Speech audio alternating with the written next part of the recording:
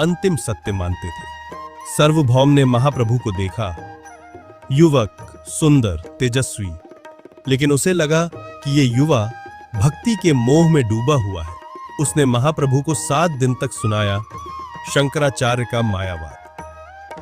लेकिन जब 7वें दिन महाप्रभु ने केवल कुछ श्लोकों से ही सारी दार्शनिक सीमाएं तोड़ दी, तो सार्वभौम स्तब्ध रह गया। वो उनके चरणों में गिर गया और कहा, आप केवल भक्त नहीं, स्वयं भगवत स्वरूप है। उस दिन से सार्वभौम भी हरे कृष्ण का गायक बन गया। महाप्रभु ने पुरी को अपनी स्थायी निवास भूमि बनाया। यहां से उनका जीवन 3 भागों में विभाजित हुआ। प्रथम 6 वर्ष प्रचार, मध्य के 6 वर्ष यात्राएं और शिक्षाएं, अंतिम 6 वर्ष एकांत साधना और राधा भाव में लीनता। जगन्नाथपुरी की रथ यात्रा विश्व प्रसिद्ध है।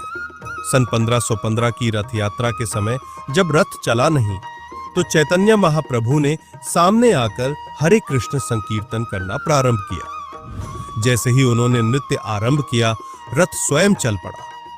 हजारों भक्त नाचते, रोते, गाते हुए उनके साथ झूम उठे। वो दृश्य आज भी पुरी की स्मृतियों में जीवित है। अब महाप्रभु ने संकीर्तन को संपूर्ण भारत में फैलाने का संकल्प लिया। उन्होंने दक्षिण भारत की यात्रा आरंभ की, पदयात्रा द्वारा।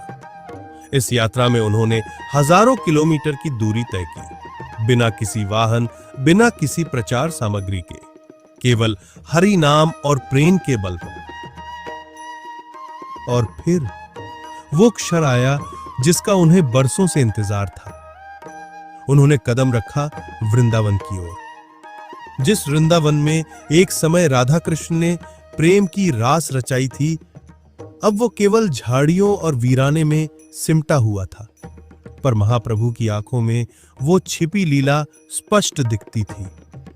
वृंदावन पहुंचते ही वो यमुना तट पर बैठ गए, बस रोते रहे, जैसे राधा रानी को पुकार रहे हों। फिर उन्होंने ब्रज के घाटों और स्थलों को एक एक करके पहचाना। केशी घाट, जहां श्री कृष्ण ने केशी राक्षस का वध किया था। बंशीवट, जहां रात्रि को बांसुरी की धुन पर गोपियां खिंची चली आती थी। फिर निधिवन, जहां आज भी रात्रि में कोई नहीं जाता, क्योंकि वहां राधा कृष्ण की रास लीला होती है। महाप्रभु वहां घंटों रोते रहे, कुछ नहीं बोले, बस हरि नाम करते रहे। फिर वो पहुंचे गोवर्धन। नंगे पैर कीचड़ में प्रेम में डूबे हुए परिक्रमा करते गए।